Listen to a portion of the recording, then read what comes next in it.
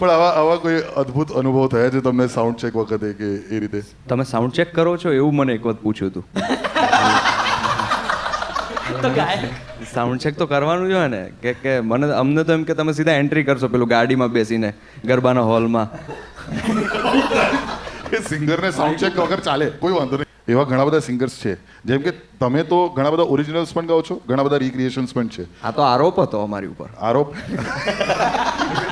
તમે એકનું એક ગાઓ. કારણ કે શું છે કે હું અગર સ્ટેજ પર જઉં ને તો સ્ટેજ પર જ્યારે હું જઉં ને તો લોકો એક્સપેક્ટ કરે કે દર વખતે મને કંઈક નવું સંભળાવે, કંઈક નવી જોક કે રાઈટ. પણ જ્યારે આદિત્ય કે કોઈ સિંગર જાય તો એમને ફરમાઈશ હોય, અમને પણ ફરમાઈશ હોય, પણ કેવી હોય કક્કો બાગબાન આવું બધું. પણ તમને તોય તે તમારા પેલાની તો ફરમાઈશ આવે છે ને, અમને તો કોકના ગીતની ફરમાઈશ કરે ઘણી વખત કે ભાઈ હું જાણતો જ નથી આ ગીત ક્યાંથી.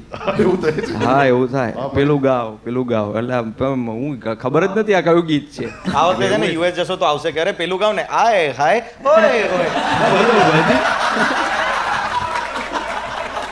અરે ગરબામાં આવી ફરમાઈશો કરે લોકો. અરે યાર.